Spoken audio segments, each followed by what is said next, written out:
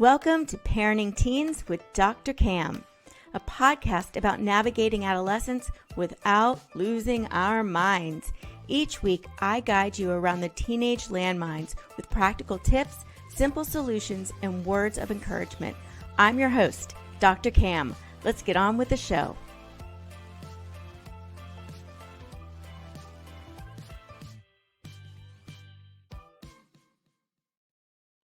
Welcome, parents. If you have a plus-size teen struggling with their body image or feeling accepted, this episode is for you. Thanks to media, advertising, and the ever-growing weight loss industry, we live in a society that believes that thinner is better. This has led to an increase in eating disorders for both women and men, and eating disorders has the highest mortality rate of any mental illness. So it does not equate to healthy. So to counter this dangerous trend, many are trying to reignite the body positive movement, which was actually first launched in the 60s. And this goal is to shift the focus from this thin as the image of health to the acceptance and celebration of all sizes and weights. But we still have a long way to go. So today I'm joined by Pam Luk, the founder of Ember Ace, an athletic wear brand exclusively for plus-size kids, who she labels PSKs. Growing up playing sports, Pam learned firsthand the importance of having active wear that fits. Not finding it is one of the reasons kids abandon the sports and activities they love. So today Pam is going to teach us how to help our teens develop a positive body image regardless and especially with their size. So welcome, Pam. Thank you so much for joining us today. Thank you so much. I'm really excited to be here today. I am too. And we started rattling to begin with, so I want to get into it. But first, Pam, tell us a little bit of how you got focused and kind of your backstory and how you got focused on helping plus-sized kids, especially athletes. Sure. So I have been plus size my whole life. And so I grew up, I loved soccer, I loved to dance. And as I got to be a teenager, I started to struggle to find clothing that fits. I remember being in high school, having to go into the men's section, I was a goalkeeper, so trying to find goalie shirt and pants that fit. And at 17, wandering into the men's section at the sporting goods store is not fun. And so struggled to find leotards for dance. And fast forward 30 years, I have a teenager now. I have a 13-year-old daughter, and we're struggling to find leotards for her, and she loves dance. And so I said, how is this still a problem 30 years after I experienced it? So it's something that I understand and have experienced. It's something I'm super passionate about because these kids do enjoy sports and physical activity. But there's nothing for them to wear. So I said, well, this is a problem I can solve. Like, I don't have to go back to school to get a degree to solve this problem. It's just, I need to take it on. So started partnering with some people with great industry experience because I don't have manufacturing or apparel experience, and just said, we need to do this. And so I worked with a pattern maker. We've come up with 5 designs and raised funds on Kickstarter. And so this is happening, and I'm really, really excited about it. That's wonderful. And I'm so glad there's advocates out there and we're talking about this. It's interesting to me though, because, and as we were discussing right beforehand, this belief of thin as beauty and thin as health is not just women anymore too, it's men. Like, the growth of eating disorders with men has grown because we're trying to make our bodies be something that they're not supposed to be, right? It's like Right. and it's interesting because the level of thinness that we're expecting to be isn't healthy, but yet we still pride that. And I still believe there is so much still size. Is it sizeism or size? I don't even know. Like, there's just this belief that if you have weight on you, if you've got curves, that's bad. Like, you're getting teased. And I see kids that have struggling with food, struggling with their body image, and feeling like they're fat, and their value is based off that. And so I'm really struggling on how do we start changing this story when it's so deeply ingrained in our culture? Yeah. I mean, I think that's it's a really big task. And I think that's part of where we start is understanding that, to your point, um, the United States in particular is steeped in diet culture.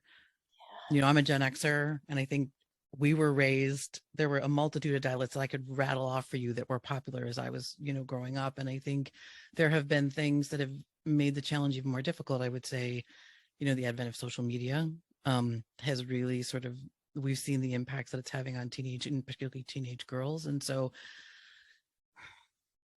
I think we all have a lot of work to do to start to understand where some of these biases are coming from. And I think it's challenging because, there was the big, when they declared the obesity epidemic a few years ago, and, really when you dig in on the science there's a lot of people that are doing tremendous work. And I encourage people to go and read some of the work that's being done around really taking apart that information, which was not really an accurate study that was done. But I think we all need to start with understanding that you can't understand someone's health just by looking at them. Yes.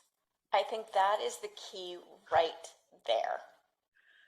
And so we need to stop thinking that when we look at a body that's based on size alone, we can understand what's going on internally. And I think I remember, reading a post from a woman, and it stuck with me because she said, when I was at the absolute height of my eating disorder was when people were telling me that I looked amazing. So I think part of it is we also don't understand the reasons behind when someone is thin.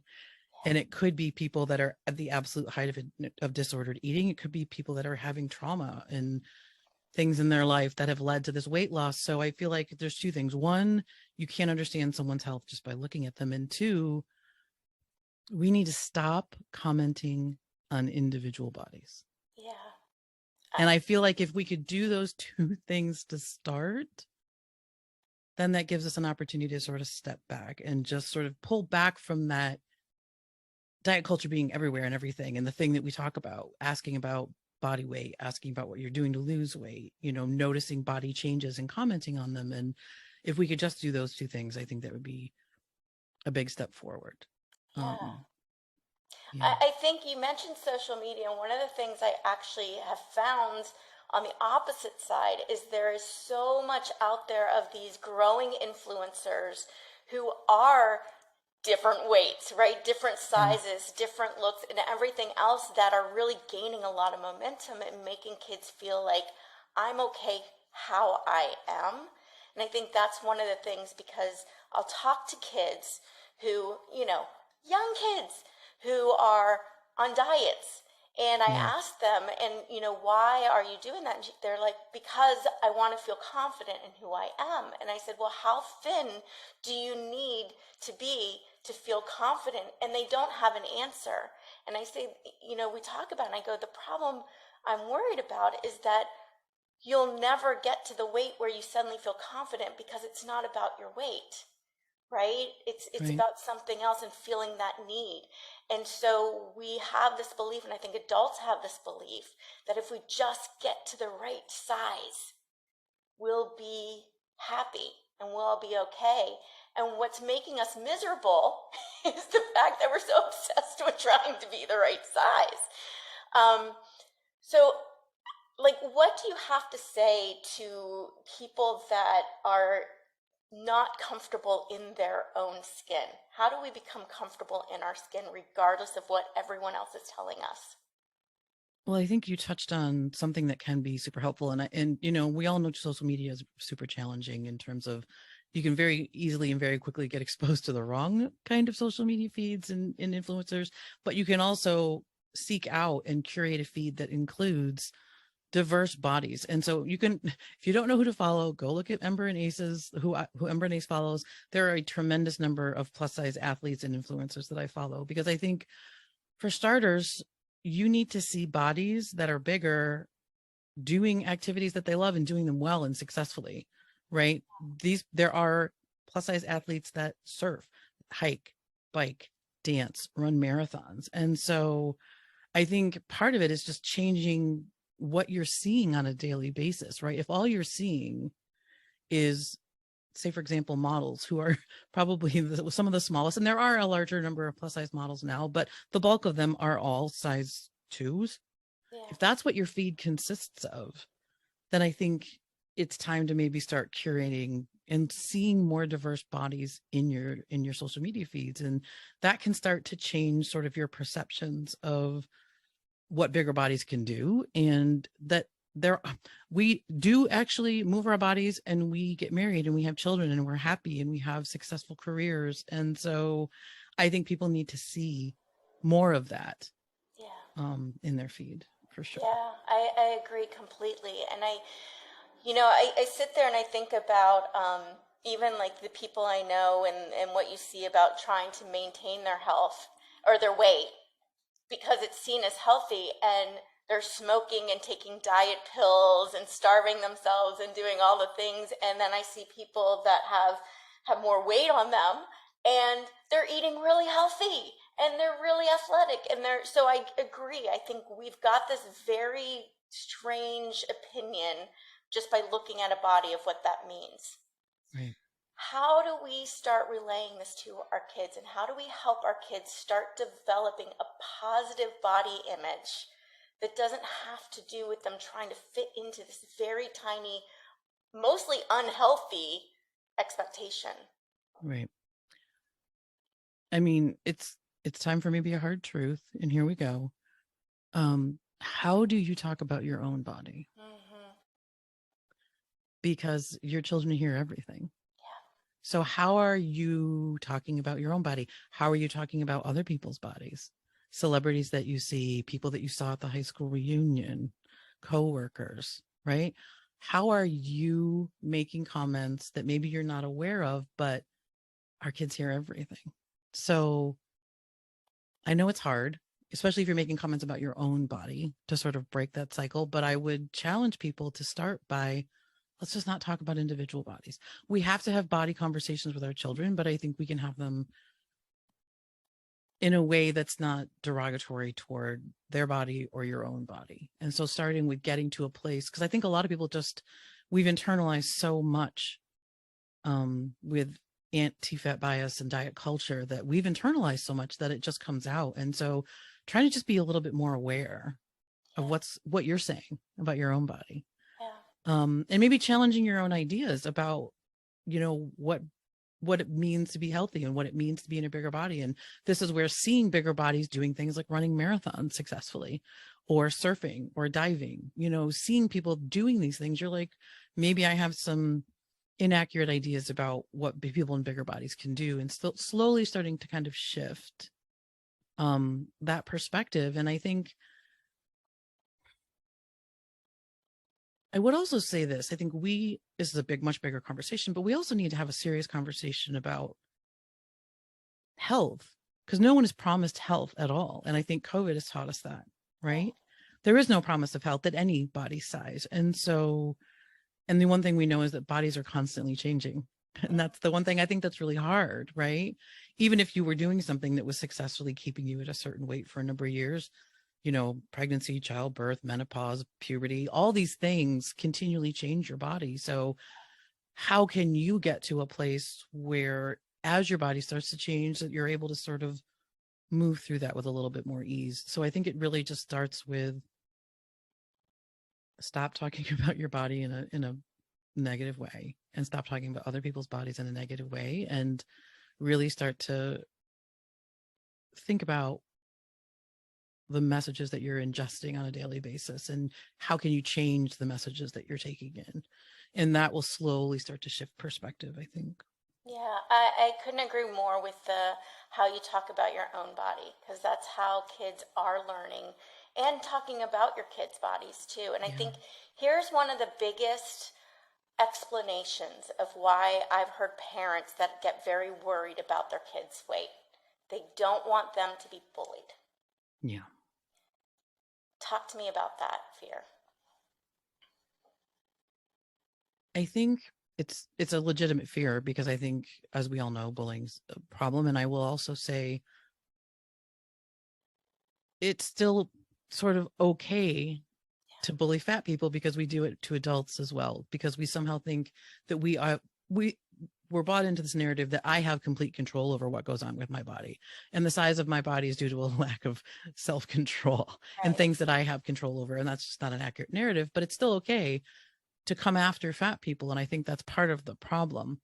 But this is also where I feel like keeping kids in bigger bodies more included socially, and this goes back to getting them involved in activities and sports and trying to keep these kids engaged, because a lot of these kids drop out and they don't do these activities, and so they're not part of that social circle. And that's what a lot of these activities are. It's not about you becoming an amazing professional athlete. It's about building community and being connected.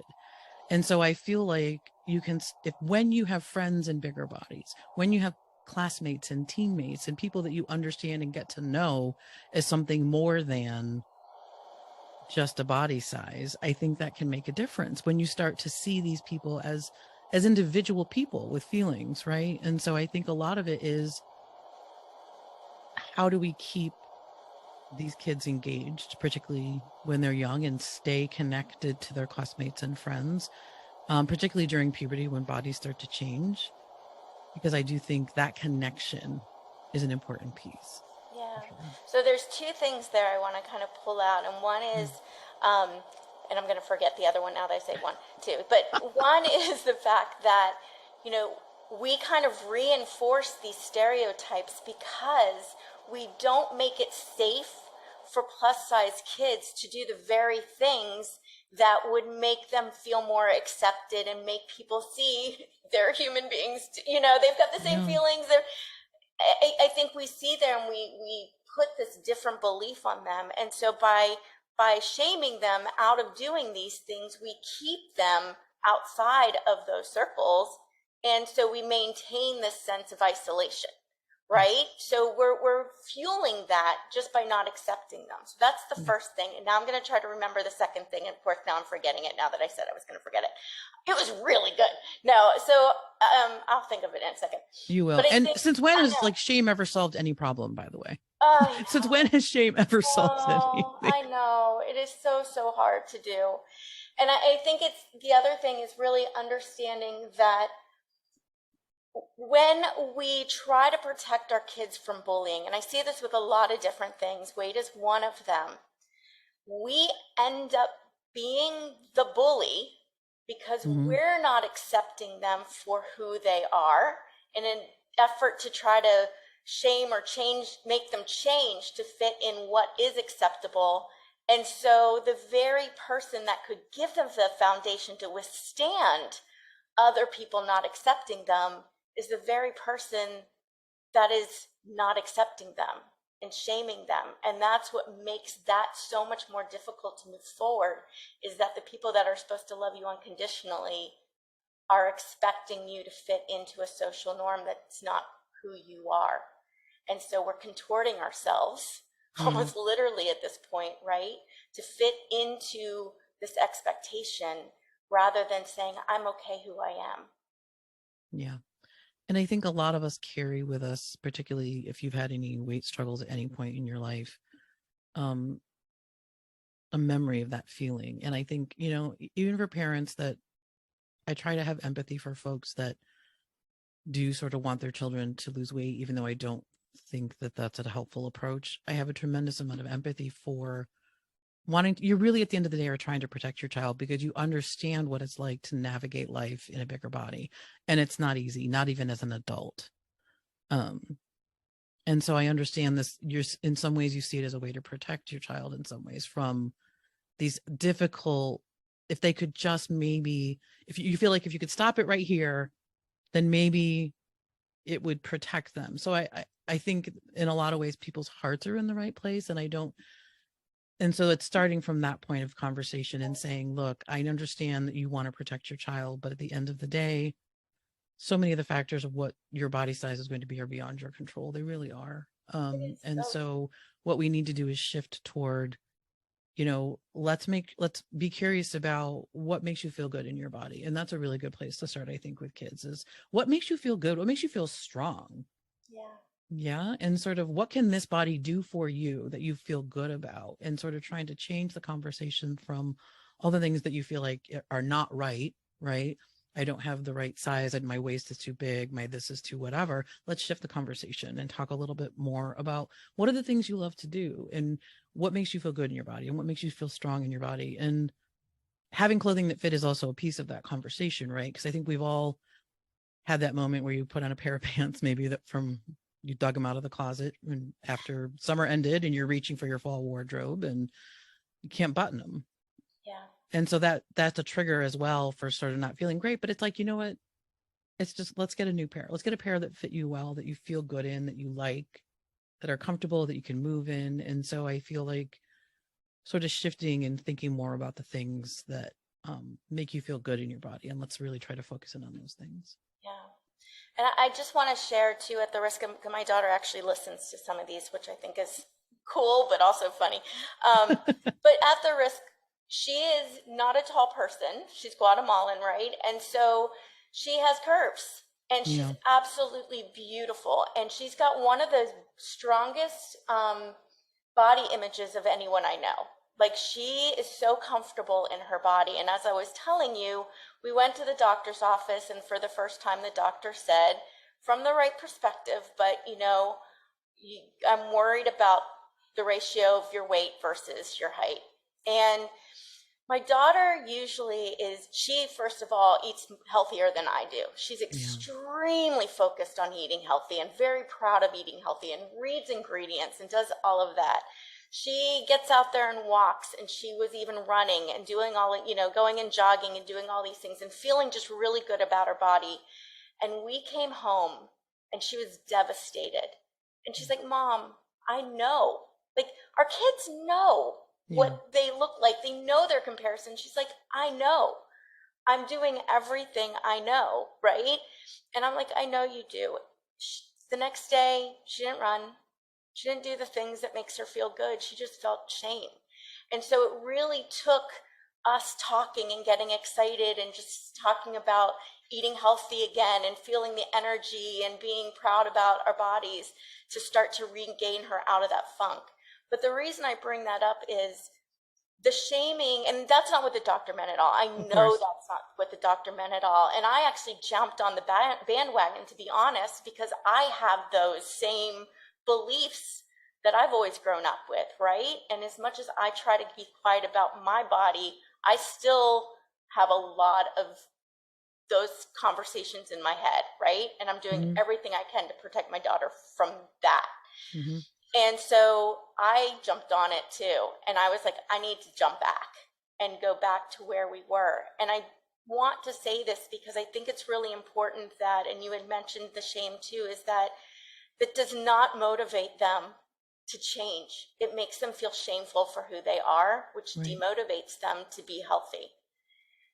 Focusing on being healthy and focusing them on being beautiful as they are and finding clothes that fit them as they are, which you do, that's what builds their confidence.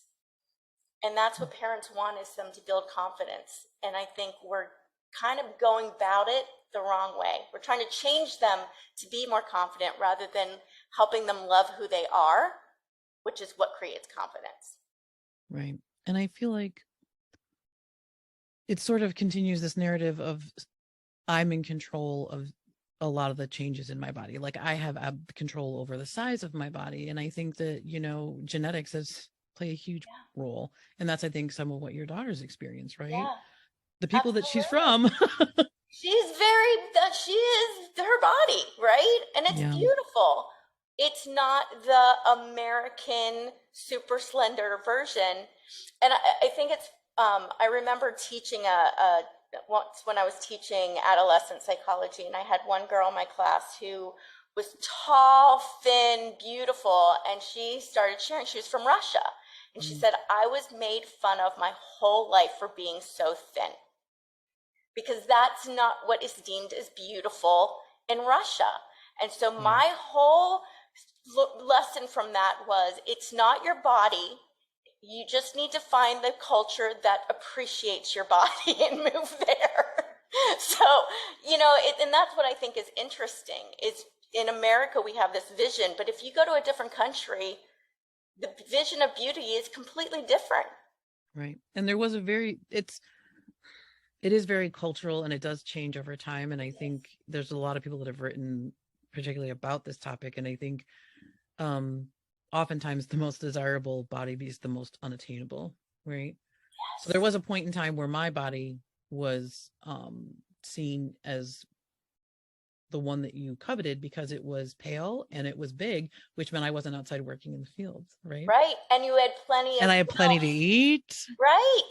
And you So look I at think, pictures and you look at pictures from them and the women are all plus size, yeah, curvy, right? yeah, yeah, because we were wealthy and we stayed inside, and this is what that body would look like. So I think it's interesting to sort of, I think I struggle with, I mean, the medical community and how fat people are treated within the medical community is Mm, another area that's, there's a tremendous amount of work to do. And I think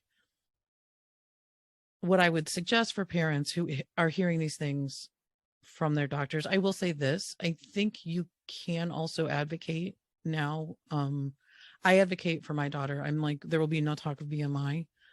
If if we want to do a weigh-in, you can record her weight. But if you want to have conversations about that, you're going to talk to me. And she's not going to be involved in that conversation because of exactly what you experienced.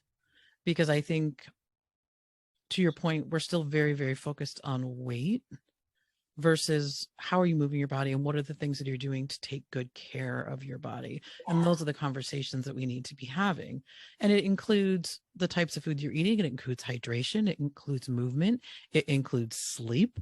yeah. It includes the kind of media you're ingesting. And so those are the conversations that I would like to see us having, as opposed to how many pounds there are on the scale. And I will also say this, that I've, learned from a lot of the reading that I do, particularly in the fat justice community.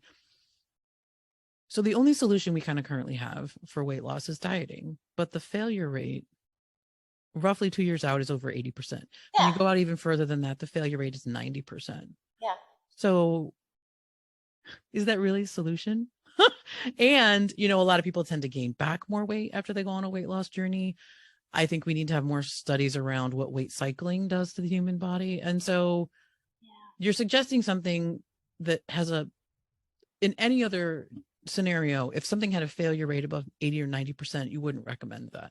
Yeah, So right. why are we continuing to recommend that today? I mean, and I think it is just so strongly instilled in our psyche and our social norms that Yeah.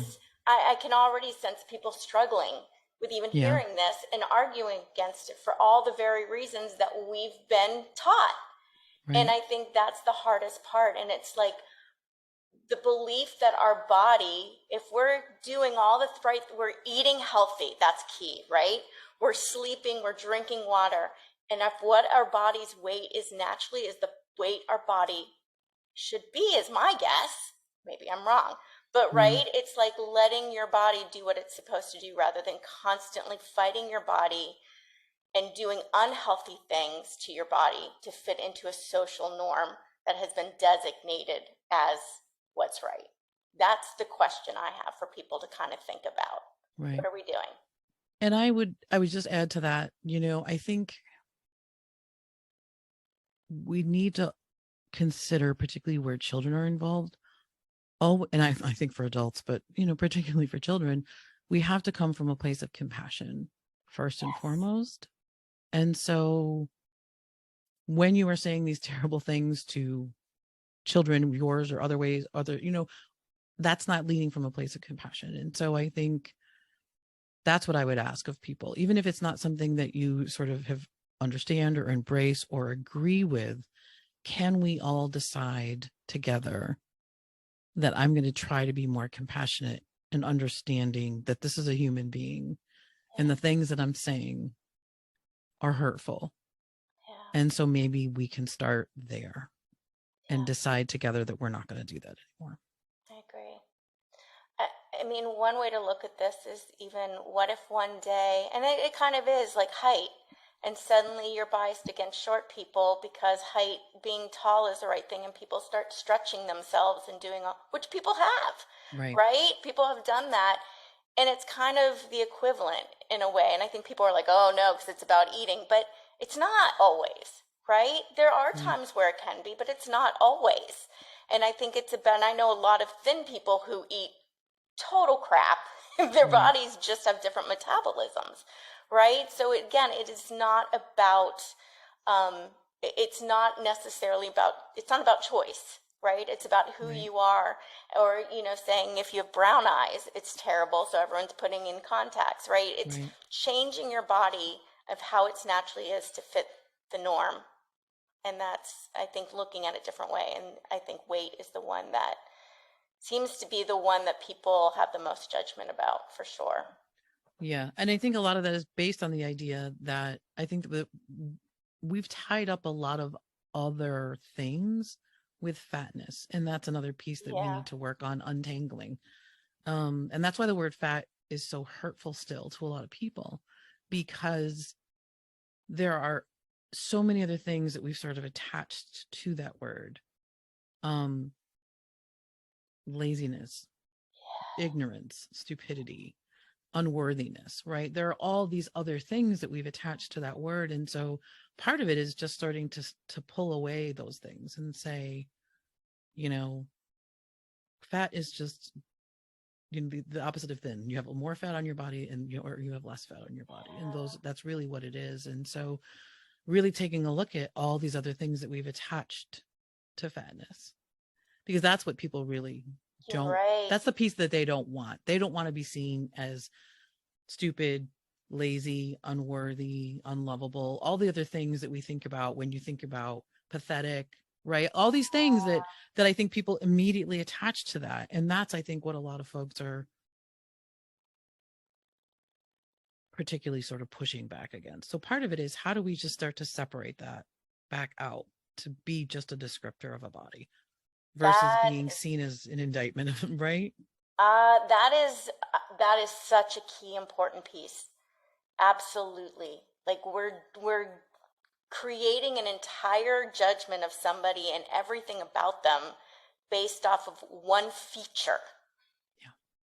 One feature. We're making all these assumptions about somebody, and we make negative or positive. We make positive assumptions about people that are tall and thin, which are not true. Like we're giving them the benefit, all these wonderful attributes because of one thing of how they look. And I think you're right. That is something we really need to consider. And when it comes to our kids, we know all the other stuff. How do we make sure that we know that their value is about everything? Yeah. And not reduced to something. Yeah. Pam, thank you so much, so much. What is one key takeaway you want to make sure parents listening are going to have from this discussion? I think I would say to the parents what I would say to their children, because I think there's a lot of adults that need to hear this.